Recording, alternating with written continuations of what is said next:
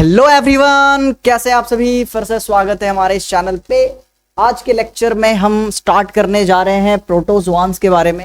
हम kingdom protista पढ़ रहे थे और पिछले क्लास में हमने कहाँ तक पढ़ लिया था। पिछले लेक्चर में हमने स्लाइम माउल्ट्स तक खत्म कर लिया था। आज के लेक्चर में हम बेसिकली प्रोटोजोआंस के बारे में पढ़ेंगे। तो भाई सबसे पहले बात करते हैं कि ये प्रोटोजोआंस क्या होते हैं। ठीक है, प्रोटोजोआंस क्या होते हैं, तो आइए जरा पहले इस पे बात कर लेते हैं।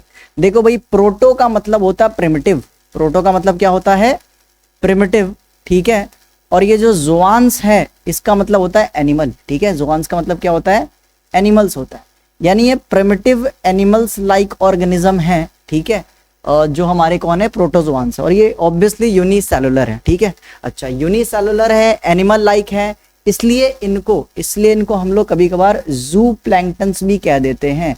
जब हम इकोलॉजी पढ़ेंगे तो वहां पे हम प्रोटोजोआंस वर्ड जिक्र ना करके जू प्लैंक्टन्स के बारे में ज्यादा बात करेंगे। तो जू प्लैंक्टन्स, ठीक है, जू प्लैंक्टन्स। ठीक है, तो जू प्लैंक्टन्स इनको ज्यादातर कहा जाता है। ठीक है, आगे बात करते हैं क्या कि दे आर हेट्रोट्रॉप्स। भाई ये हेट्रोट्रॉप्स होते हैं। ठीक है, यानी कि अपना खाना खुद से सिंथेसाइज नहीं कर सकते हैं। प्रीडेटर्स हो सकते हैं या तो पैरासाइट हो सकते हैं, या तो शिकार करेंगे, मार के एनगल्फ करके खा जाएंगे लोअर सेल्स को, बैक्टीरियल सेल्स वगैरह को, या फिर किसी दूसरे ऑर्गेनिज्म को, और नहीं तो एक तरह से लिविंग ऑर्गेनिज्म के न्यूट्रिशन को सक कर लेंगे एज अ पैरासाइट। ठीक है, तो या फिर किसी के बॉडी में रह सकते हैं। आगे बात करते हैं, they are primitive relatives of animal. ठीक है, क्योंकि इनके पास एनिमल जैसा फीचर है बट ये यूकैरियोटिक है, यूनिसेलुलर है, इसलिए इनको हम क्या कहते हैं? और ये एक तरह से हमारे पूर्वज हैं। किसके पूर्वज? रिलेटिव है किसके बेटा? एनिमल्स के। ठीक है, चलो अच्छा, इसके भी जो हमारे पास प्रोटोजोआंस है इसके भी फर्दर कुछ सब ग्रुप में डिवाइड करा गया है। वो क्या है? 4 ग्रुप हमें पढ़ने हैं प्रोटोजोआंस के बारे में। सबसे पहले एमीबॉइड प्रोटोजोआंस, जिसमें कौन आते बेटा? जिसका एक एग्जाम्पल है फेमस अमीबा। ठीक है, अमीबा के नाम पे ही इसका पढ़ा है क्या? अमीबॉइड प्रोटोजोआंस। फिर सेकंड हम पढ़ेंगे क्या? फ्लैजिलेटेड प्रोटोजोआंस। ठीक है, इसका एग्जाम्पल याद कर लेना, ट्राइपैनोसोमा। ठीक है, ट्राइपैनोसोमा। ठीक है, चलो आगे बात करते हैं सिलिएटेड प्रोटोजोआंस। इसमें तो भाई स्लीपर, चप्पल शेप का एक यूनिसेलुलर प्रोटोजोआंस पाया जाता है। उसका नाम क्या है भाई? उसका नाम है पैरामीशियम। पैरामीशियम, तो इसके बारे में पढ़ेंगे। फिर बात करते हैं क्या? फिर बात कर रहे हैं हम स्पोरोजोआंस। स्पोरोजोआंस में हम पढ़ेंगे भाई मलेरियल पैरासाइट। उसका नाम क्या है? 10th में पढ़ा होगा, प्लाज्मोडियम। ठीक है भाई, तो इन सब के बारे में हम डिस्कस करने वाले हैं। तो चलिए आइए स्टार्ट करते हैं। ठीक है, सबसे पहला हमारा भाई एमीबॉइड प्रोटोजोआंस है। सबसे पहले ये डायग्राम है अमीबा का, जिसमें ये सेंटर में न्यूक्लियस पाया जा रहा है बेटा। ठीक है, न्यूक्लियस पाया जा रहा है। यहाँ पे छोटे छोटे क्या होते हैं? फूड वैक्यूल होते हैं बेटा। ठीक है, छोटे छोटे क्या होते हैं? ये फूड वैक्यूल होते हैं। फूड वैक्यूल, जिसमें फूड का डाइजेशन, एब्जॉर्प्शन वगैरह होता है। ठीक है, आगे बात करते हैं, ये पूरा साइटोप्लाज्म है। ठीक है, ये पूरा साइटोप्लाज्म है अमीबा का। ठीक है, अच्छा ये जो एक तरह से ना क्या कहते हैं, फिंगर लाइक प्रोजेक्शन निकल रहा होता है। ठीक है, इसको ऐसे जो फिंगर लाइक प्रोजेक्शन है इसको हम सूडोपोडिया कहते हैं। क्या कहते हैं बेटा? सूडोपोडिया कहते हैं। ठीक है, सूडोपोडिया। सूडो मतलब होता है फॉल्स, सूडो मतलब होता है फॉल्स, नकली, छलावा। ठीक है, पोडिया मतलब होता है फीट, तो फॉल्स फीट लाइक स्ट्रक्चर होते हैं। एक्चुअली में ये जो सूडोपोडिया होते हैं वो क्या होता है? एक्सटेंशन ऑफ प्लाज्मा मेम्ब्रेन होते हैं। ठीक है, एक्सटेंशन ऑफ प्लाज्मा मेम्ब्रेन या सेल मेम्ब्रेन। ठीक है, उसका एक्सटेंशन होता है, फैला होता है, फिंगर लाइक प्रोजेक्शन होता है। कह सकते हो बेटा क्या होता है? ये फिंगर लाइक प्रोजेक्शन होता है। फिंगर लाइक प्रोजेक्शन होता है। चलिए भाई आगे बात करते हैं इसके कुछ प्रॉपर्टीज। अच्छा, 2 वैक्यूल इसमें याद रखना, एक तो फूड वैक्यूल डाइजेशन एब्जॉर्प्शन वगैरह करने में हेल्प करता है, एक होता है बेटा जी कॉन्ट्रैक्टाइल वैक्यूल। ठीक है, एक होता है क्या? Contractile vacuole. कॉन्ट्रैक्टाइल वैक्यूल होता है। ठीक है, ये जो कॉन्ट्रैक्टाइल वैक्यूल है ये किस में हेल्प करता है? एक्सक्रीशन में हेल्प करता है। किस में हेल्प करता है बेटा? एक्सक्रीशन में। जो भी एक्सक्रीटरी प्रोडक्ट है उसको साइटोप्लाज्म से सरफेस पे लेके जाता है और उसको बाहर निकाल देता है। ठीक है, जो भी वेस्ट है उसको बाहर फेंक देता है, यानी एक्सक्रीशन में हेल्प करता है। फूड वैक्यूल डाइजेशन में हेल्प करता है, कॉन्ट्रैक्टाइल वैक्यूल एक्सक्रीशन में हेल्प करता है। चलिए, ये सब वैक्यूल के ही मॉडिफिकेशन है। अभी वैक्यूल के बारे में डिटेल में हम पढ़ेंगे कौन से चैप्टर में? सेल चैप्टर में। आगे बात करते हैं भाई इनके जरा हैबिटाट की बात करें। सबसे पहले जिक्र कर रहे हैं हम किसके बारे में? इनके हैबिटाट के बारे में। तो भाई हैबिटाट में ये है तो फ्रेश वाटर में रह सकते हैं, सी वाटर में भी रह सकते हैं या मॉइस्ट सॉइल में, जैसे तालाब के किनारे वगैरह, रिवर के आसपास पाए जा सकते हैं। फिर बात करते हैं सेकंड पॉइंट बेटा, they move and capture prey by putting out pseudopodia. ये जो फिंगर लाइक प्रोजेक्शन है इनका एक्सटेंशन ऑफ प्लाज्मा मेम्ब्रेन, इसको एक तरह से इसका इस्तेमाल करके कैप्चर करते हैं, किसको, शिकार को कैप्चर करते हैं। और एक्चुअली में यही सूडोपोडिया हेल्प करता मूवमेंट एंड लोकोमोशन में। तो भाई कह सकते हो कि सूडोपोडिया के काफी सारे फंक्शंस हैं, ठीक है, और जैसे कि ये हेल्प करता है कैप्चरिंग ऑफ फूड, ठीक है, कैप्चरिंग ऑफ फूड या रेदर प्रे कह लो, ठीक है, शिकार करके खाते हैं भाई, ये प्रे को कैप्चर करने में हेल्प करता है। और ये मूवमेंट एंड लोकोमोशन में भी हेल्प करता है, ठीक है, मूवमेंट एंड लोकोमोशन ये सब में हेल्प करता है। इसको 10th क्लास में आप पढ़ के आ रहे होंगे, ठीक है, मैंने रिवीजन करवा दिया थोड़ा। आगे बात करते भाई, ठीक है, सूडोपोडिया के हेल्प से ये क्या करते हैं, फूड को कैप्चर करते हैं, प्रे को शिकार करते हैं। इसका एग्जांपल हो गया अमीबा, अमीबा में सूडोपोडिया पाया जाता है। नेक्स्ट बात करते बेटा थर्ड, कि जो मेराइन फॉर्म्स होते हैं, ठीक है, अगर कोई हमारा अमीबॉइड प्रोटोजोआन से और मेराइन में समुद्र में रह रहा है तो उनके बॉडी सरफेस पे सिलिका शेल्स पाए जा सकते हैं, ठीक है। अगर कोई मेराइन फॉर्म है तो उनके बॉडी सरफेस पे बेटा सिलिका शेल्स पाए जा सकते हैं, जो कि इनको प्रोटेक्शन वगैरह प्रोवाइड करते हैं। चौथा, फोर्थ पॉइंट बात करें कि भाई सम आर पैरासाइट्स, कुछ क्या होते हैं बेटा जी, पैरासाइट्स होते हैं, यानी कि लिविंग ऑर्गेनिज्म के बॉडी से न्यूट्रिशन को चोरी करते हैं, उससे अपना एक तरह से नरिशमेंट करते हैं। इसका एग्जांपल क्या है, एंटा अमीबा, ठीक है। तो इसमें दो एग्जांपल याद करना है अमीबॉइड प्रोटोजोआन्स में, ठीक है, एक तो अमीबा और दूसरा एंटा अमीबा, ठीक है, दोनों अलग हैं, ठीक है भाई भाई बस देना तुम लोग, ठीक है। तो भाई ये एंटा अमीबा क्या है, एक तरह से पैरासाइटिक फॉर्म है किसका, अमीबॉइड प्रोटोजोआन्स में। तो एक तो अमीबा दूसरा एंटा अमीबा याद होना चाहिए। इनमें से पैरासाइट कौन सा बेटा, एंटा अमीबा है, ठीक है। चलिए आगे बात करते हैं क्या, फ्लैजिलेटेड प्रोटोजोआन्स के बारे में पढ़ने जा रहे हैं, ठीक है। तो भाई ये फ्लैजिलेटेड प्रोटोजोआन्स क्या है, तो पहली बात तो नाम से ही पता चल रहा है, क्या पता चल रहा है भैया, कि इसमें फ्लैजिला पाया जाएगा, ठीक है, इसमें क्या पाया जाएगा, फ्लैजिला पाया जाएगा, ठीक है। अच्छा, जिसमें फ्लैजिला पाया जाता है उनको ट्राइकस भी कहते हैं, ऐसे वर्ड होता है ट्राइकस, ठीक है, लिख लेना। अगर फ्लैजिला पाया जाएगा तो ये मोटाइल होंगे, क्या होंगे, मोटाइल होंगे, मूवमेंट लोकोमोशन कर सकते हैं। अच्छा, क्या पहले वाले मूवमेंट लोकोमोशन नहीं कर सकते थे, उनके पास तो फ्लैजिला नहीं था, जल्दी बताओ कर सकते थे नहीं कर सकते थे, यस या नो। बिल्कुल भाई ये मूवमेंट लोकोमोशन कर सकते थे, बट फ्लैजिला से नहीं, किससे करते हैं, सूडोपोडिया से करते हैं, ठीक है। तो ऐसा मत समझना कि इसके पास फ्लैजिला है यही मोटाइल है, बाकी सब भी हैं, उनका मोटिलिटी स्ट्रक्चर डिफरेंट हो सकता है, ठीक है। चलिए आगे बात करते हैं क्या, फर्स्ट पॉइंट, सेकेंड पॉइंट बात कर रहे बेटा, दे हैव फ्लैजिला, फ्लैजिला है तो मोटाइल है। तीसरा, थर्ड बात कर रहे बेटा, जो पैरासिटिक फॉर्म्स होता है, जो पैरासाइट वाला वर्जन है इनका, वो डिजीज कॉज करता है स्लीपिंग सिकनेस, ठीक है। इसका एग्जांपल है ट्राइपैनोजोमा, वहां पे स्पेलिंग शायद मिस्टेक कर दी होंगी मैंने, यहाँ पे करेक्ट कर लेना बेटा, ट्राइपैनोजोमा होता है, ठीक है, ट्राइपैनोजोमा इसका एग्जांपल है, जो कि स्लीपिंग सिकनेस कॉज करता है। स्लीपिंग सिकनेस के क्या क्या लक्षण हो सकते हैं, हाई फीवर हो सकता है बेटा, ठीक है, हाई फीवर हो सकता है, पेन हो सकता है, जॉइंट्स में पेन हो सकता है, ठीक है, जॉइंट्स में पेन हो सकता है, और क्या हो सकता है बेटा, इचिंग वगैरह हो सकती हैं, ठीक है, इचिंग।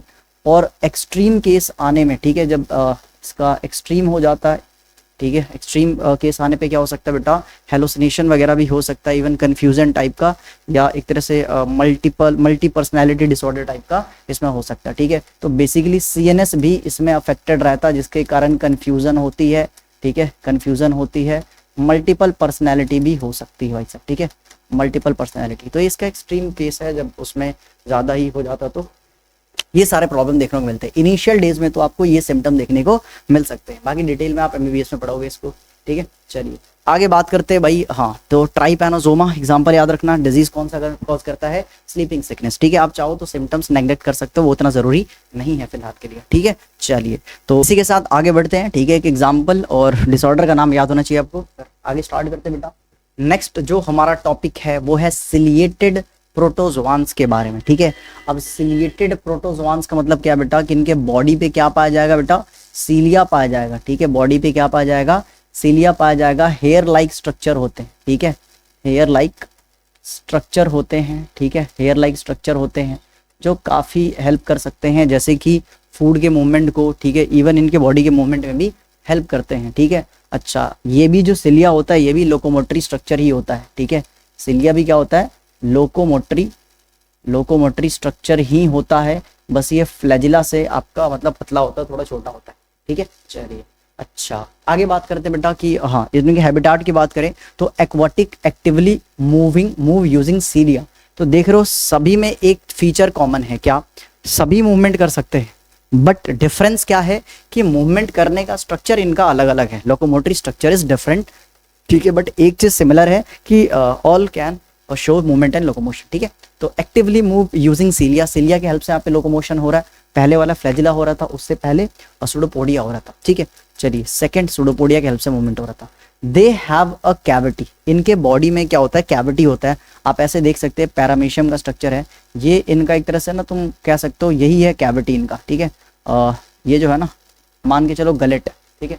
इनका जो कैविटी है उसको हम क्या कहते हैं बेटा, उसको हम गलेट कहते हैं, क्या कहते हैं, गलेट कहते हैं, ठीक है। तो जो कैविटी है, ठीक है, कैविटी है गलेट कहते हैं, ये ओपन होता है बाहर की तरफ, ये बाहर की तरफ ओपन होता है और इसी से फूड वगैरह अंदर लेते हैं, ठीक है। जो भी फूड वगैरह जाना होता है, फूड वगैरह इसी से अंदर लिया जाता है, ठीक है। चलिए तो सेल का माउथ के ऊपर जो कैविटी है उसको गलेट कहते हैं, ठीक है। ऊपर ये जो रीजन है गलेट कहते हैं, नीचे में ही इनका सेल का माउथ होता है, ठीक है। ऐसे सेल का माउथ होता है, सेल माउथ को हम साइटोस्टोम भी कह सकते हैं, ठीक है। मतलब इसी के नीचे क्या होता है बेटा, सेल माउथ होता है, ठीक है। सेल माउथ होता है जहाँ से खाना निकलेगा, ठीक है, क्योंकि भाई एनिमल लाइक फीचर है, ठीक है। तो क्या करेगा, सॉलिड फूड को लेगा, मतलब देखा है तो होलोसिक न्यूट्रिशन शो कर रहा है, just like amoeba and just like us, ठीक है। तो माउथ है, इसको हम क्या कहते हैं, साइटोस्टोम कहते हैं, साइटोस्टोम भी कहते हैं, बायोलॉजिकल वर्ड है साइटोस्टोम, मतलब होता है सेल माउथ, ठीक है। ऐसे इसमें एक्सक्रीशन करने का भी हो सकता है, ठीक है। इसमें एक्सक्रीशन करने का भी रीजन हो सकता है, कॉन्ट्रैक्टाइल वैक्यूल वगैरह इसमें भी पाए जा सकते हैं, ठीक है। चलिए आगे बात करते हैं, थर्ड पॉइंट की बात करते हैं, due to the movement of cilia, इन सीलिया के मूवमेंट्स, ऐसे सीलिया ना हेयर जैसे मूवमेंट करते रहते हैं, ऐसे इमेजिन कर लो बाल हैं, हवा चल रहा है, ऐसे मूवमेंट हो रहा है, ठीक है।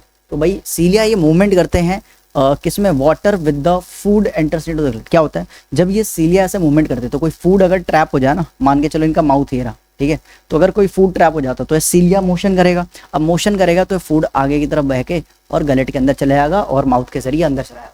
तो due to the movement of cilia water with the food enters into the gullet, ठीक है। फूड वाटर के साथ गलेट के अंदर चला जाएगा और इससे इंजेक्शन कर सकते हैं, फिर डाइजेशन वगैरह कर सकते हैं। इसका एग्जाम्पल क्या है, पैरामीशियम, ठीक है। पैरामीशियम एग्जाम्पल याद रखिएगा बेटा, पैरामीशियम क्या होता है, चप्पल शेप का होता है, ठीक है। कैसा शेप का होता है बेटा, चप्पल शेप का होता है बेटा, ठीक है। स्लीपर लिख सकते हो यार तुम, ठीक है, स्लीपर शेप का होता है, लिख सकते हो, ठीक है। चलिए तो ये था पैरामीशियम के बारे में। अब भाई पैरामीशियम की बात करें तो थोड़ा इसके बारे में एक हल्का सा ब्लैंक स्लाइड लेके आपको मैं समझाना चाहूंगा। जो बेटा ये पैरामीशियम होते हैं ना, ये जो पैरामीशियम होते हैं, इनमें ना बेटा डायमॉर्फिक न्यूक्लियस पाए जाते हैं। कैसे न्यूक्लियस पाए जाते हैं बेटा, डायमॉर्फिक न्यूक्लियस पाए जाते हैं, ठीक है। डायमॉर्फिक न्यूक्लियस पाए जाते हैं, ठीक है। ये थोड़ा जेनेटिक्स में हेल्प करेगा आपको क्लास 12th में, इसलिए अभी यहाँ पे मैं बता दे रहा हूँ। तो अच्छा ये किस में हेल्प करेगा भाई, ये हेल्प करेगा और एक तरह से डायमॉर्फिक न्यूक्लियस है जो कि हमारे जेनेटिक्स में हम आगे पढ़ेंगे 12th में, वहाँ पे हेल्प करने वाला है। अच्छा डायमॉर्फिक न्यूक्लियस मतलब इसके अंदर दो प्रकार के न्यूक्लियस पाए जाते हैं, ठीक है। एक तो पाया जाता है मैक्रोन्यूक्लियस और दूसरा पाया जाता है बेटा माइक्रोन्यूक्लियस, ठीक है। तो दो प्रकार के इसके बॉडी में न्यूक्लियस पाए जाते हैं, किसके बॉडी में, पैरामीशियम में। अगर मैं ऐसे पैरामीशियम का स्ट्रक्चर बना रहा हूँ बेटा, ठीक है, ऐसे चलो ये गलेट हो गया, ठीक है। इसके बॉडी पे सीलिया दिखा दे रहे हैं थोड़ा, ठीक है। इसमें दो प्रकार के न्यूक्लियस पाए जाते हैं, एक तो बड़े वाले होते हैं, एक छोटे वाले होते हैं। तो भाई छोटे वाले को अपन माइक्रो न्यूक्लियस कह रहे हैं, ठीक है। छोटे वाले को क्या कह रहे हैं अपन, माइक्रो न्यूक्लियस कह रहे हैं। और बेटा जी जो बड़े वाले हैं, ठीक है, इसको हम मैक्रो न्यूक्लियस कहते हैं, ठीक है। बड़े वाले को क्या कहते हैं हम, मैक्रो न्यूक्लियस कहते हैं, ठीक है। अच्छा मैक्रो मतलब क्या है भाई, लार्ज है, ठीक है। मैक्रो मतलब क्या है भाई, ये मैक्रो मतलब ये लार्ज होते हैं, ठीक है, ये लार्ज होते हैं। अच्छा इनका काम क्या है, मैक्रो न्यूक्लियस का, ध्यान से सुनना। मैक्रो न्यूक्लियस को हम ऐसे कह सकते हो वेजिटेटिव न्यूक्लियस भी कहते हैं, मतलब ये रिप्रोडक्शन को छोड़ के सारे काम करेगा, ठीक है।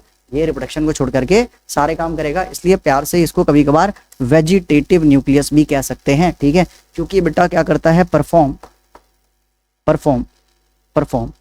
ऑल फंक्शंस एक्सेप्ट रिप्रोडक्शन, ठीक है। रिप्रोडक्शन को छोड़ करके सारे काम करेगा कौन? मैक्रोन्यूक्लियस, बड़ा वाला न्यूक्लियस। बट ये जो माइक्रो न्यूक्लियस है ये तो भैया जी स्मॉल है, ठीक है, ये स्मॉल है, ठीक है, इसलिए इसको हम जनरेटिव न्यूक्लियस भी कह सकते हैं। पहले बेटा आप माइक्रो याद रखो। अच्छा, ये रिप्रोडक्शन को छोड़ करके सारे काम कर रहा था, बट ये जो माइक्रो न्यूक्लियस है वो सारे काम को छोड़ करके क्या करेगा? सिर्फ रिप्रोडक्शन करवाएगा, रिप्रोडक्शन करेगा। तो इट हेल्प्स इन रिप्रोडक्शन, ये बेटा रिप्रोडक्शन में हेल्प करता है, ठीक है। चलिए, ये सब काम करवाता है रिप्रोडक्शन को छोड़ करके, और ये सब काम छोड़ करके क्या करता है? सिर्फ रिप्रोडक्शन करवाता। तो ये था डायमॉर्फिक न्यूक्लियस इन पैरामीशियम। सवाल आ सकता है, 4 ऑप्शन दे देगा, किसमें डायमॉर्फिक पाया जाता है? पैरामीशियम में टिक लगा करके आगे बढ़ जाना, ठीक है। अब नेक्स्ट स्टार्ट कर रहे बेटा, नेक्स्ट ग्रुप है हमारा क्या? प्रोटोजोआंस में हम किसके बारे में पढ़ रहे हैं? स्पोरोजोआंस के बारे में पढ़ रहे हैं, ठीक है। किसके बारे में पढ़ रहे हैं बेटा? स्पोरोजोआंस। अब स्पोरोजोआंस नाम से पता चल रहा है कि स्पोरो मतलब क्या होने वाला है?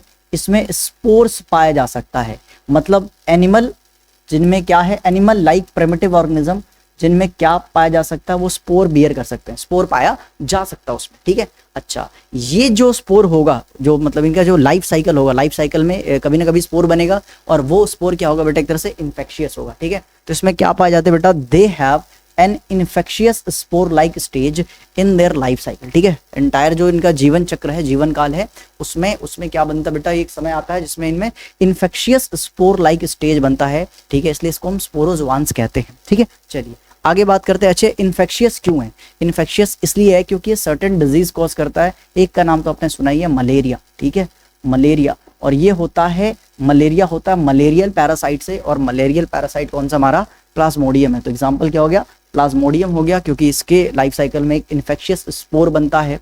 इसके बारे में डिटेल में पढ़ोगे, लाइफ साइकिल ऑफ मलेरिया, ठीक है, लाइफ साइकिल ऑफ प्लाज्मोडियम पढ़ोगे कब? क्लास 12 में, ह्यूमन हेल्थ डिजीज चैप्टर में, ठीक है। चलिए, तो प्लाज्मोडियम जो कि एक मलेरियल पैरासाइट है, ये क्या करता है? मलेरिया कॉज करता है। किसका एग्जाम्पल है? स्पोरोजोआंस का ही एग्जाम्पल है, ठीक है, क्लियर है। चलिए, तो भाई यहाँ पे हमारा प्रोटोजोआंस में सारा टॉपिक हमारा खत्म हो गया, ठीक है। यहाँ पे हमारा प्रोटिस्टा, किंगडम प्रोटिस्टा पूरा दी एंड हो चुका है। अब हम बढ़ रहे हैं किसके तरफ? अब हम बढ़ रहे हैं किंगडम फंगी की तरफ बढ़ रहे हैं, ठीक है, किंगडम फंगी की तरफ बढ़ रहे हैं। चलिए आगे बात करते हैं भाई, किंगडम फंगी में स्टार्ट कर रहे हैं किंगडम फंगी को। किंगडम फंगी की बात करें भाई, कुछ फीचर पहले डिस्कस करेंगे, देन फिर हम इनके क्लासेस के बारे में पढ़ना स्टार्ट करेंगे। तो भाई पहला कुछ फीचर देख रहे हैं, जैसे कि unique kingdom of heterotrophic organism है, काफी यूनिक किंगडम है हेट्रोट्रॉफिक ऑर्गेनिज्म का, ठीक है, मतलब इसमें सारे हेट्रोट्रॉफिक ही पाए जाएंगे, ठीक है। और इसमें ऐसा नहीं कि होलोजोइक न्यूट्रिशन हो रहा है उसमें, ठीक है, ना, इसमें सेप्रोट्रॉफिक, पैरासाइट्स वगैरह या सिम्बायोटिक रिलेशनशिप कुछ कुछ शो कर सकते हैं, ठीक है। चलिए, तो इसी के साथ हम आगे बढ़ रहे हैं क्या कि भाई ये हेट्रोट्रॉफिक ऑर्गेनिज्म पाया जाता है। सेकंड बात करें, दे आर कॉस्मोपॉलिटेंट। ये कॉस्मोपॉलिटेंट का मतलब क्या होता है? यत्र तत्र सर्वत्र, यहाँ भी वहां भी हर जगह, ठीक है, मतलब एक तरह से हर जगह पाए जा सकते हैं बेटा, ठीक है, हर जगह पाए जाते हैं, इसलिए इनको हम क्या कहते हैं? कॉस्मोपॉलिटेंट, एवरीवेयर, ठीक है, एवरीवेयर, हर जगह पाया जा सकता है, हर कंडीशन में ग्रो हो जाते हैं, ठीक है। बट फिर भी इनका एक स्पेसिफिक कंडीशन होता है क्या? They grow in warm and humid place, कहीं भी नमी हो, गर्मी हो, ये ग्रो कर देंगे, ठीक है, कौन? फंगी। आगे बात करते हैं फोर्थ पॉइंट, एग्जाम्पल है ब्रेड मोल्ड, ठीक है, ब्रेड मोल्ड के बारे में आपने 10th क्लास में पढ़ा है, ठीक है, इसी को राइजोपस भी कहते हैं, ठीक है, क्या कहते हैं बेटा इसको हम? राइजोपस कहते हैं। ऑरेंज रोट्स, ये जो ऑरेंज में ऐसे धब्बे धब्बे से हो जाते हैं ना, ऑरेंज रोट्स, ये भी एक फंगी के कारण होता है, उसका नाम ही हमने ऑरेंज रोट्स रख दिया, ठीक है। अच्छा, मशरूम जो हम खाते हैं वो भी एक फंगी है भाई साहब, ठीक है। अच्छा, ये बेटा टोड स्टूल हो गया भाई, ये जो टोड स्टूल हो गया ना, कुछ ऐसा दिख रहा है, ये है टोड स्टूल, और ये एक टॉक्सिक, ठीक है बेटा, टॉक्सिक मशरूम है, खा मत लेना, सुंदर लग रहा देख के, पता ले खा लो, खाने के लायक नहीं बचोगे फिर, ठीक है। तो भाई टॉक्सिक मशरूम होता है, सारे मशरूम नहीं खाते हैं, ठीक है, सारे मशरूम ईटेबल एडिबल नहीं होते हैं, कुछ कुछ टॉक्सिक भी होते हैं, उनमें से एग्जांपल है टोड स्टूल्स, ठीक है, एटसेट्रा, और भी बहुत सारे एग्जांपल हो सकते हैं। अच्छा देखो, white spot on mustard leaves are due to the parasitic fungi. ये जो मस्टर्ड लीफ होते हैं ना, मस्टर्ड लीफ होते हैं, उस पे से जो व्हाइट स्पॉट बनते हैं, ये भी एक फंगस के कारण ही होता है, ठीक है, ये भी एक फंगस के कारण भी होता है। किस पे? अच्छा, उसका एग्जाम्पल अगर आपको याद है तो आप बता सकते हो, अगर कोई ड्रॉपर का बच्चा या 12th का बच्चा देख रहा है तो, ठीक है। चलो आगे बात करते हैं क्या, ब्रेड माउल्ड वगैरह ये सब डिस्कस कर लिया, इनके पिक्चर्स आप देख सकते हैं। आगे बात करते हैं नेक्स्ट, कुछ एग्जांपल देखा हमने। अच्छा देखो बेटा, कुछ जो फंगी होते हैं, कितना पॉइंट कर लिया हमने? टोटल 4 पॉइंट कर लिया। आगे बात करते हैं 5th पॉइंट, जो कुछ फंगी होते हैं, some fungi are the source of antibiotics. कुछ फंगी से एंटीबायोटिक्स बनते हैं, एंटी मतलब अगेंस्ट, बायोटिक मतलब लाइफ, हमारे लाइफ नहीं, हार्मफुल, ऑर्गेनिज्म, हार्मफुल बैक्टीरिया की लाइफ के अगेंस्ट। एग्जाम्पल है पेनिसिलियम, ठीक है, जो फर्स्ट एंटीबायोटिक बना था पेनिसिलिन, ठीक है, वो इसी फंगस से, पेनिसिलियम नाम के फंगस से बनाया गया, ठीक है। चलो आगे बात करते हैं 6 पॉइंट, सम यूनिसेलुलर फंगी, कुछ फंगी यूनिसेलुलर ही पाए जाते हैं, कुछ फंगी, ठीक है, बाकी सब फिलामेंटियस होते हैं, एक्सेप्ट एक हमारा फंगी है क्या, जो कि यूनिसेलुलर, उसका नाम है यीस्ट। इसको हम ब्रेड बनाने में, बियर बनाने में इस्तेमाल होते हैं, ठीक है, इसलिए इनको बेकर्स यीस्ट भी कहा जाता है। साइंटिफिक नेम है सैकेरोमाइसिस सर्विसिए, आगे हम पढ़ेंगे इसके बारे में, ठीक है। चलिए 12th क्लास में इसको काफ़ी एक मतलब चैप्टर है माइक्रोब्स इन ह्यूमन वेलफेयर, वहाँ पे यीस्ट के बारे में काफ़ी चर्चे हैं। तो भाई ये तो ब्रेड बनाने में हेल्प करता है, ठीक है। चलिए दूसरा क्या है, बियर बनाने में, यानी कि फर्मेंटेशन प्रोसेस में हेल्प करता है, ठीक है, फर्मेंटेशन, ठीक है, फर्मेंटेशन प्रोसेस में हेल्प करता है। इसलिए जो यीस्ट है सैकेरोमाइसिस सर्विसिए, इसको दो नाम से जाना जाता है, इसको ब्रीवर्स यीस्ट भी बोलते हैं, ब्रीवर्स मतलब बीवरेजेस, ड्रिंक बना रहे हैं, ठीक है, और इसको हम क्या कहते हैं, बेकर्स यीस्ट, बेकरी वगैरह बनाने में हेल्प कर रहा है, इसलिए बेकर यीस्ट, और क्या कहते हैं इसको हम ब्रीवर्स यीस्ट भी कहते हैं। आगे बात करते हैं 7 पॉइंट, 7 पॉइंट की तरफ बढ़ रहे बेटा। नेक्स्ट पॉइंट क्या है कि other fungi cause disease in plants and animal, कुछ फंगी होते हैं जो एनिमल और प्लांट दोनों में डिजीज कॉज कर सकते हैं, जैसे कि वीट रस्ट कॉजिंग पुक्सीनिया, ठीक है, वीट रस्ट, ठीक है, वीट में रस्ट करवा देता है, उस फंगी का नाम क्या है, पुक्सीनिया। इंपॉर्टेंट है, पेपर में मतलब नीट के एग्जाम में सवाल आ रखा है, ठीक है, पुक्सीनिया कौन सा बीमारी करता है, वीट रस्ट डिजीज करता है, ठीक है। चलो तो ये पेनिसिलियम का पिक्चर देख सकते हैं आप, ये यीस्ट ऐसा दिखता है, और ये पुक्सीनिया हो गया भाई, जो कि वीट रस्ट डिजीज कर रहा है, ठीक है। चलिए नेक्स्ट स्लाइड की तरफ हम बढ़ रहे हैं, नेक्स्ट स्लाइड की तरफ बढ़ रहे हैं, जो किंगडम फंगी है, ठीक है, जो किंगडम फंगी है उसमें बात करें, एक्सेप्ट यीस्ट, यीस्ट को छोड़ करके सारे जो फंगी होते हैं फिलामेंटियस होते हैं, मतलब इनका बॉडी ऐसे फिलामेंट लाइक स्ट्रक्चर से बना होता है, ठीक है, फिलामेंट ऐसे लॉन्ग, एक तरह से कह सकते हो क्या, थ्रेड लाइक जो मोटा धागा है उसके ऐसा स्ट्रक्चर कह सकते हो। तो फिलामेंट स्ट्रक्चर, इनका फिलामेंटियस स्ट्रक्चर है, और their bodies consist of long slender thread like structure called hyphae. इनकी जो बॉडी होती है ना वो लंबी ऐसे थ्रेड लाइक स्ट्रक्चर से बनी होती है, ठीक है, ऐसे थ्रेड लाइक स्ट्रक्चर से बनी होती है बेटा, इसी को हम क्या कहते हैं, हाइफे कहते हैं, इसको हम क्या कहते हैं, इसी को हाइफे कहते हैं, ठीक है। अच्छा यही बहुत सारे हाइफे आपस में मिलते हैं, ठीक है, अगर बहुत सारे हाइफे आपस में मिल गए, ठीक है, बहुत सारे हाइफे आपस में मिल रहे हैं, ठीक है, ऐसे ब्रांच लाइक स्ट्रक्चर बना दिया, ठीक है,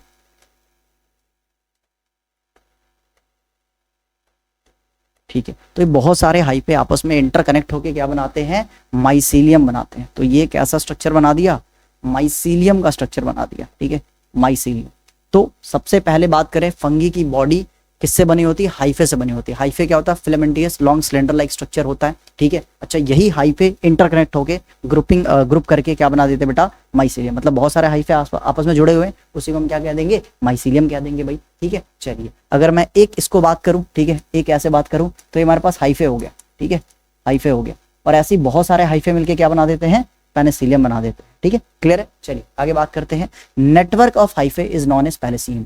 जो हाइफे का नेटवर्क है, ठीक है, यही नेटवर्क हम क्या कह देते हैं, माइसीलियम कह देते हैं, ठीक है। चलो अच्छा जो हाइफे होता है बेटा जी, दो प्रकार के होते हैं। हाइफे कितने प्रकार के होते हैं भाई, और दो प्रकार के हाइफे होते हैं, दो प्रकार के हाइफे होते हैं।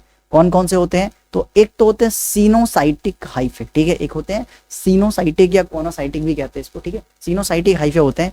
इसकी खास बात क्या है कि दे आर कॉन्टिन्यूअस ट्यूब होते हैं, बेसिकली एक कॉन्टिन्यूअस ऐसे ट्यूब होते हैं, ठीक है, और इसमें बहुत सारे न्यूक्लियस पाए जाते हैं। इसमें क्या पाए जाते हैं बेटा, काफी सारे न्यूक्लियस, बहुत सारे न्यूक्लियस पाए जाते हैं, ठीक है, ऐसे। तो मल्टी न्यूक्लिएटेड स्ट्रक्चर होता है, कॉन्टिन्यूअस ट्यूब होता है, इसमें बहुत सारे न्यूक्लियस पाए जाते हैं, इनको हम सीनोसाइटिक हाइफे कहते हैं, ठीक है। तो they are continuous tubes filled with multinucleated cytoplasm. अब ऐसा साइटोप्लाज्म पूरा, इसमें काफी सारे न्यूक्लियस हैं, इसलिए इनको सीनोसाइटिक हाइफे कहा जाता है। नेक्स्ट हम बात कर रहे हैं किसके, नेक्स्ट हम बात कर रहे हैं सेप्टेट हाइफे। अब ये सेप्टेट हाइफे क्या होता है, ध्यान से सुनना है। जैसे मान के चलो मेरे पास ये हाइफे है, ठीक है, सेप्टेट जरा यहाँ पे मैं समझा दे रहा हूँ। देखो सेप्टेट में क्या है, लेट सपोज की, देखो सेप्टेट में ये हाइफे, ठीक है, अब न्यूक्लियस इसमें भी है, ठीक है, न्यूक्लियस बेटा इसमें भी है, बट इसमें ऐसे क्रॉस वॉल्स है, ठीक है, इसमें क्या है, क्रॉस वॉल है, मतलब वॉल सेपरेट कर रहे हैं, एक तरह से सेलुलराइजेशन हो रखा है, ठीक है। तो यहाँ पे देख सकते हो बेटा, इसमें क्रॉस वॉल पाए जाते हैं, ठीक है, क्रॉस वॉल पाए जाते हैं, एक बाउंड्री पाई जाती है, ठीक है। तो सेप्टेट इसी को कहते हैं, सेप्टेट मतलब सेप्टा पाया जाता है, ठीक है। इस क्रॉस वॉल को हम क्या कह सकते हैं बेटा, सेप्टा कह सकते हैं। सेप्टा मतलब होता है वॉल, सेप्टा मतलब क्या होता है, ठीक है। तो दे हैव सेप्टेट यानी सेप्टा और cross walls, fungal cells fungal cell wall is made up of chitin और पॉलीसेकेराइड। तो पहला पॉइंट क्या था भाई, सेप्टेट हाइफे क्या होते हैं, जिनमें सेप्टा यानी कि क्रॉस वॉल्स पाया जाता है, ठीक है। अच्छा, सिनोसाइटिक में नहीं पाया जाता ऐसे क्रॉस वॉल, ऐसे मल्टी न्यूक्लिएटेड स्ट्रक्चर देखते हैं साइटोप्लाज्म में फ्लोट होते हुए। अब बात करते हैं जो फंगस का जो सेल वॉल है, ठीक है, जो फंगल सेल वॉल है भाई वो किससे बना है, फंगल सेल वॉल किससे बना होता है, काइटिन से बना होता है और पॉलीसेकेराइड से बना होता है, ठीक है। पॉली मतलब मैनी, सेकेराइड्स मतलब होता है शुगर, ठीक है। बहुत सारे शुगर्स मिल करके एक तरह से क्या बनाते हैं, इनका सेल वॉल बनाते हैं, ठीक है। और काइटिन सबसे ज्यादा मात्रा में पाया जाता है। फिर तो बचपन से पढ़ के आ रहे हो आप लोग कि फंगल सेल वॉल किससे बना होता है भैया, काइटिन से बना होता है। चलिए आगे बात करते हैं किंगडम फंगी में, थोड़ा और बात करते हैं क्या कि भाई जो मोस्ट फंगी होते हैं आर सैप्रोफाइटिक। ज्यादातर जो फंगी होते हैं भाई वो क्या होते हैं, सैप्रोफाइटिक होते हैं, यानी कि सैप्रोट्रॉफिक न्यूट्रिशन करते हैं। इट मींस ये जो फंगी हैं अपना न्यूट्रिशन ड्राइव करते हैं डेड एंड डिकेइंग मैटर से, डेड एंड डिकेइंग कोई भी मैटर से प्राप्त कर सकते हैं, यानी कि ये एब्जॉर्ब करते हैं सॉल्यूबल ऑर्गेनिक मैटर को फ्रॉम डेड सबस्ट्रेट, ठीक है। वो एनिमल की डेड बॉडी हो सकती है, प्लांट की भी डेड बॉडी हो सकती है। आपने ऑब्जर्व करा होगा ज्यादातर कि जो फंगी होते हैं वो जो प्लांट गिर जाता है, सड़ जाता है, उसी के बॉडी पे ग्रो करते हैं, ठीक है। तो ऐसे इस प्रकार के न्यूट्रिशन को हम सैप्रोट्रॉफिक या सैप्रोफाइटिक न्यूट्रिशन कहते हैं। अब क्योंकि ये सैप्रोफाइटिक या सैप्रोट्रॉफिक न्यूट्रिशन शो करते हैं इसलिए इनको सैप्रोफाइट्स कहा जाता है। जैसे ऑटोट्रॉप्स, हेटरोट्रॉप्स का ही एक टाइप है क्या, सैप्रोफाइट्स या सैप्रोट्रॉप्स भी कह सकते हैं उसको। चलिए ठीक है। अच्छा, कुछ भाई पैरासाइट भी होते हैं। सिंपल सी बात है, पैरासाइट कौन सा है, जो डिजीज कॉज करेगा ना, जो डिजीज कॉज करेगा, फट से समझ लाना बेटा क्या है, ये पैरासाइट है, ठीक है। चलिए ठीक है, आगे बात करते हैं। सम लिव एज सिम्बायंट्स, ठीक है, कुछ सिम्बायंट्स की तरह लिव मतलब रह सकते हैं, यानी सिम्बायोटिक रिलेशनशिप शो कर सकते हैं, सिम्बायोटिक रिलेशनशिप शो करते हैं। अब ये सिम्बायोटिक रिलेशनशिप क्या होता है, तो भाई इसको तो लास्ट में हम डिटेल में पढ़ेंगे, बट अभी सुन लो। इसको कहते हैं म्यूचुअल सर्वाइवल रिलेशनशिप। ऐसा सर्वाइवल जिसमें दोनों जो ऑर्गेनिज्म है वो म्यूचुअली एक तरह से क्या होते हैं, प्रॉफिटेबल में होते हैं, दोनों एक दूसरे का फायदा उठाते हैं, या दोनों ही एक दूसरे को सपोर्ट करते हैं, ऐसे कह सकते हो, ठीक है। जैसे कि एक एग्जांपल है क्या, लाइकेंस फंगी और एल्गी का एक तरह से क्या है बेटा, सिम्बायोटिक रिलेशनशिप है, म्यूचुअल सर्वाइवल रिलेशनशिप है, इसमें दोनों ही एक दूसरे के लिए कुछ ना कुछ करते हैं, दोनों मिलकर सर्वाइव करते हैं। जैसे फंगी एल्गी को क्या देता है, शेल्टर देता है, एल्गी को क्या देता है बेटा, शेल्टर देता है, प्लस न्यूट्रिएंट्स सॉइल में से, जो बंजर जमीन वगैरह होते हैं वहां से न्यूट्रिएंट्स एब्जॉर्ब करके एल्गी को देता है। बदले में एल्गी फंगी को क्या करके देते हैं बेटा, फूड बना के देती है, क्योंकि ये क्या कर सकती है, फोटोसिंथेसिस कर सकती है। एज इसमें क्या प्रेजेंट होता है, क्लोरोफिल प्रेजेंट होता है, ग्रीन पिगमेंट्स होता है, तो ये इसको खाना दे रहा है एल्गी, और बदले में शेल्टर और न्यूट्रिएंट्स एल्गी को कौन दे रहा, फंगी, ठीक है। अब दोनों में से अगर एक मरेंगे तो दोनों मर जाएंगे, ठीक है। तो ये होता है म्यूचुअल सर्वाइवल रिलेशनशिप। अब क्योंकि ये सिम्बायोटिक रिलेशनशिप शो करते हैं इसलिए इनको सिम्बियोन्ट्स कहा जाता है। और भी सिम्बियोन्ट्स होते हैं, जैसे कि लाइकेंस हो गया, इस लास्ट टॉपिक में हम लाइकेंस के बारे में डिटेल में पढ़ेंगे। माइकोराइजा हो गया, माइकोराइजा जब फंगी हायर प्लांट के रूट के साथ जब एक तरह से सिम्बायोटिक एसोसिएशन शो करता है तो उसको माइकोराइजा कहते हैं। तो लाइकेंस हो गया, माइकोराइजा हो गया, ये एग्जाम्पल है किसके, सिम्बियोन्ट्स फंगी के एग्जाम्पल, ठीक है। तो यहाँ पे देख सकते हैं बेटा, लाइकेंस कुछ ऐसा नजर आता है देखने में, और माइकोराइजा जो हायर प्लांट से रूट है, ज्यादातर टेरिडोफाइट्स हो सकता है, ब्रायोफाइट्स हो सकता है, उनमें पाए जाते हैं, ठीक है। ब्रायोफाइट्स में नहीं, टेरिडो या फिर जिम्नोस्पर्म में दिखाया जाता है। तो ये है हमारा माइकोराइजा। आगे बात करते हैं नेक्स्ट बात करते हैं बेटा रिप्रोडक्शन, ठीक है। रिप्रोडक्शन इन फंगी, फंगी में रिप्रोडक्शन कैसे होता है, ठीक है। तो शुरू करते हैं रिप्रोडक्शन फंगी में। सबसे पहले बात करें भाई क्या कि वेजिटेटिव प्रोपगेशन के थ्रू भी हो सकता है, जैसे प्लांट में होता है, बट वैसा नहीं है। और यहाँ पे बेटा फ्रेगमेंटेशन होता है, जिसमें बॉडी फ्रेगमेंट में टूटती है और ईच फ्रेगमेंट पूरा कंप्लीट हाइफे बना देता है, कंप्लीट फंगी का बॉडी बना देता है। सेकंड बात करते हैं फीजन। फीजन में क्या होता है, जस्ट हाइफे टूटता है दो में और दो से ऑर्गेनिज्म बन गया, ठीक है। तो भाई ये फीजन हो गया, ठीक है। जैसे बाइनरी फीजन अमीबा में पढ़ा होगा, थोड़ा बहुत वैसे ही। तीसरा बडिंग, ठीक है। एक बड, जैसे बडिंग का तो बढ़िया एग्जाम्पल हो गया यीस्ट, इसको भी 10th क्लास में पढ़ के आ रहे हो आप लोग, ठीक है। और यीस्ट में क्या होता है, यीस्ट के सेल में क्या होता है, एक ऊपर में बड बनता है, ये मैच्योर होने के बाद ये डिटैच हो जाता है बेटा, ठीक है। मैच्योर होने के बाद ये डिटैच हो जाता है, यानी कि एक बड से कंप्लीट ऑर्गेनिज्म बन गया, इसी को बडिंग कहते हैं हम लोग, ठीक है। तो यीस्ट में देखा जाता है। तो बेसिकली जो वेजिटेटिव प्रोपगेशन है 3 मेथड से हो सकते हैं, फ्रेगमेंटेशन, फीजन और बडिंग, ठीक है। चलिए आगे बात करते हैं असेक्सुअल रिप्रोडक्शन। असेक्सुअल रिप्रोडक्शन यानी कि bye asexual spores. Asexual reproduction किससे होंगे, असेक्सुअल स्पोर से होते हैं, ठीक है। सेक्सुअल रिप्रोडक्शन किससे होंगे, सेक्सुअल स्पोर से होंगे, याद रखना दोनों स्पोर्स अलग होते हैं, एक सेक्सुअल करवाता है, एक असेक्सुअल रिप्रोडक्शन करवाता है। तो असेक्सुअल रिप्रोडक्शन यानी कि बाय असेक्सुअल स्पोर से हो रहा है। अब असेक्सुअल स्पोर्स के नाम याद होने चाहिए आपको, पेपर में डायरेक्ट सवाल आते हैं। एक तो कोनिडिया हो गया, और दूसरा स्पोरेंजियोस्पोर्स हो गया, और तीसरा हो गया जूस्पोर्स। कोनिडिया, स्पोरेंजियोस्पोर्स और जूस्पोर्स। इसमें से जो बेटा जूस्पोर्स होते हैं ना वो मोटाइल होते हैं, ठीक है। जूस्पोर्स क्या होते हैं बेटा जी, मोटाइल होते हैं, क्योंकि इस स्पोर्स में बेटा फ्लैजिला पाया जा सकता है। क्या पाया जा सकता है, पाया जा सकता है, क्या पाया जाता है, ठीक है। तो इसमें फ्लैजिला है, यानी कि जूस्पोर्स मोटाइल होते हैं, स्विम कर सकते हैं, तैर सकते हैं, ठीक है। चलिए, तो असेक्सुअल स्पोर्स के एग्जांपल है कोनिडिया, स्पोरेंजियोस्पोर्स और जूस्पोर्स, ठीक है, जिसमें जूस्पोर्स क्या है, मोटाइल है, ठीक है। एक अप्लानोस्पोर्स भी होता है, वो क्या होता है, नॉन मोटाइल होता है, ठीक है। आगे पढ़ेंगे उसके बारे में, एग्जाम्पल बता ही दे रहा हूँ। एक होता है बेटा अप्लानोस्पोर होता है, अप्लानोस्पोर्स होता है, ये नॉन मोटाइल होता है, ठीक है। ये क्या होता है, नॉन मोटाइल होता है, ये चल फिर नहीं सकता है, ठीक है। तीसरा बात कर रहे हैं बेटा सेक्सुअल रिप्रोडक्शन यानी कि बायसेक्सुअल स्पोर्स। ये तीन है बेटा, एक तो है oospores, ठीक है, oospores, ascospores और basidiospores। अभी हम चल के फंगी का जब क्लास देखेंगे ना, तो उसमें इनके जो एक तरह से फ्रूटिंग बॉडी है, ठीक है, फ्रूटिंग बॉडी है और स्पोर्स है, इनके बेसिस पे ही ग्रुप का नाम रखा गया है, ठीक है। चलिए, तो उसमें एस्कोस्पोर्स पे एस्कोमाइसेट्स रखा गया, ठीक है, बेसिडियोस्पोर्स पे बेसिडियोमाइसेट्स ग्रुप का नाम रखा गया, तो इसलिए इंपॉर्टेंट है। तो सेक्सुअल में कौन से, oospores है, एस्कोस्पोर्स है और बेसिडियोस्पोर्स। नाम बहुत ज्यादा इंपॉर्टेंट है, याद होना चाहिए, ठीक है। चलिए आगे बात करते हैं। सबसे पहले किंगडम फंगी में रिप्रोडक्शन पढ़ रहे हैं हम, अभी वेजिटेटिव प्रोपगेशन के बारे में बात करते हैं, ठीक है। तो भाई वेजिटेटिव प्रोपगेशन क्या होता है, फ्रेगमेंटेशन, फिजन और बडिंग से होता है, ठीक है। एक बार फटाफट बडिंग देख लो बेटा, ये मदर सेल है, ठीक है, ये यीस्ट की मदर सेल है। इसके बॉडी पे एक आउटग्रोथ होता है, क्या ग्रोथ होता है बेटा, एक तरह से आउटग्रोथ होता है due to repetitive cell division.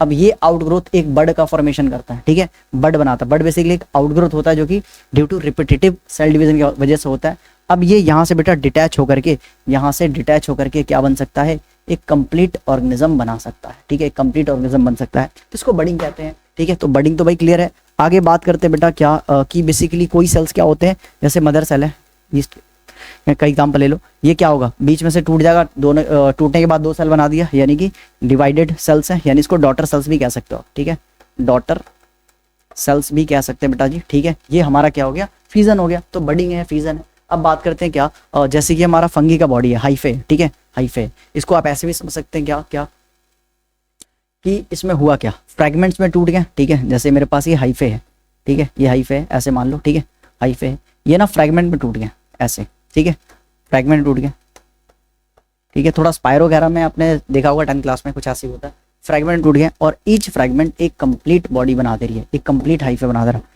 Each fragment एक क्या कर दे रहा, कंप्लीट हाइफे बना दे रहा है, ईच फ्रैगमेंट एक कंप्लीट हाइफे बना दे रहा, तो इसको हम क्या कहते हैं, फ्रैगमेंटेशन कहते हैं। तो हमने क्या कर लिया, बडिंग समझ लिया, बडिंग क्या होता है, फिर हमने फीजन समझा बेटा, फीजन क्या होता है, और फिर हमने क्या समझा, बडिंग क्या होता है, ठीक है, बडिंग, और बडिंग कैसे होता है। तो सॉरी, बडिंग तो हमने कहाँ समझ लिया था, ऊपर ही समझ लिया था, ये तो हमारा फ्रैगमेंटेशन है, सो सॉरी, ये हमारा फ्रैगमेंटेशन है, फ्रैगमेंटेशन है। अब सुनो, अब हमारा रिप्रोडक्शन में बचा है क्या, असेक्सुअल रिप्रोडक्शन और सेक्सुअल रिप्रोडक्शन। तो यार इसको थोड़ा डिटेल में स्टडी करना अपने को, थोड़ा फ्रूटिंग बॉडीज के बारे में एनसीईआरटी में स्ट्रक्चर दिया नहीं है, ठीक है, जस्ट आपको पैराग्राफ में लिख करके बता दिया है, तो मतलब इजीली बच्चों को ग्रैस्प होता नहीं, समझ में आता नहीं। तो हम सेक्सुअल रिप्रोडक्शन को थोड़ा डिटेल में करेंगे, उसकी फ्रूटिंग बॉडीज स्ट्रक्चर वगैरह, कहाँ स्पोर बनता है, ठीक है, कैसे रिप्रोडक्शन होता है, वो सारा मैकेनिज्म हम एक तरह से ड्रॉ करके समझने वाले, तो उसको डिटेल में लेंगे नेक्स्ट लेक्चर में, ठीक है। और जब तक इतना आप नोट्स कंप्लीट कर लिए, रिविजन करिए, मिलते हैं नेक्स्ट क्लास में, टिल देन बाय।